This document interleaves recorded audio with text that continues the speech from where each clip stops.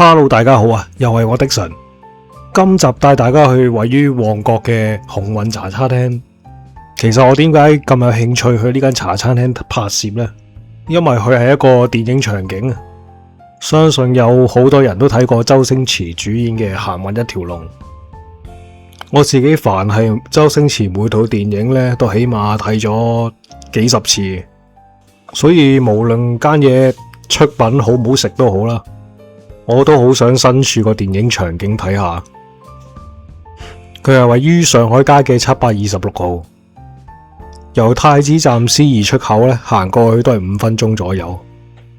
好啦，麻煩大家未訂閱嘅朋友咧，記得幫我訂閱，或者俾個 like 支持下我。記住睇片唔好飛廣告，非常感謝大家。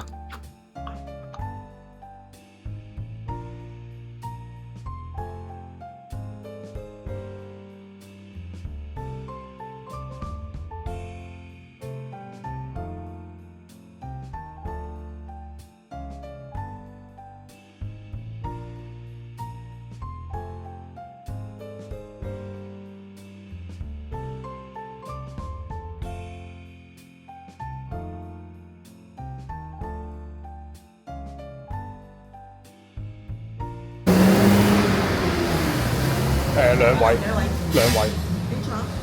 雖然入到嚟咧得一圍台，但係我都聽到咧有唔少外賣單。而電影入邊最出名嘅蛋撻咧，聽佢講就好似已經賣晒。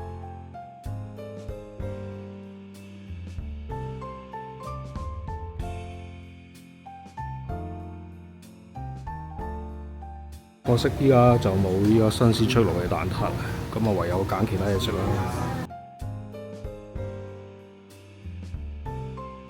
入到嚟，我見到呢個一條龍大滿足系列呢，原來佢係冇提供，而最後我就好草率地呢，就叫咗一個河粉，同埋一個豬扒碟頭炒飯。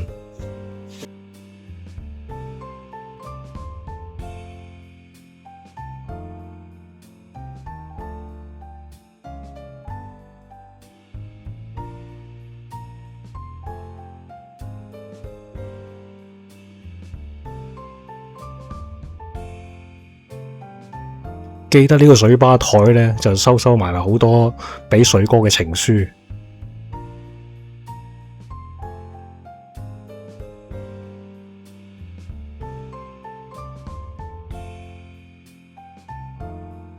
豬膶呢，就一定唔夠漢法嗰啲爽滑噶啦，厚度大約50mm 左右，好好食呢，就真係講唔上噶啦。我自己認為就不過不失啦。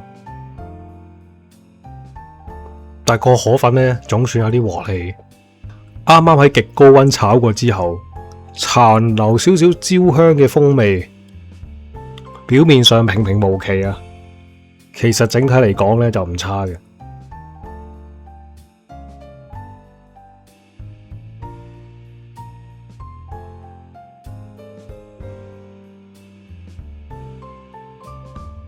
豬扒嘅份量呢，都幾足夠。而且咬落去咧係爽，特別係邊位嗰啲脂肪。肉嗰方面咧，我就覺得佢唔會俾啲渣嘢去應酬大家。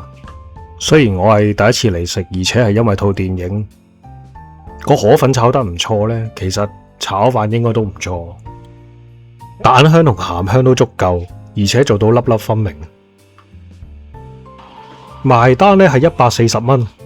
人均70蚊港紙，好食呢，我就覺得合格之上。入去食嘢之前呢，不妨碌翻次行運一條龍。好啦，今集就嚟到呢度，未訂閱嘅朋友記得幫忙訂閱，或者俾個 like 支持下我。記住唔好飛廣告，我哋下條片見，拜拜。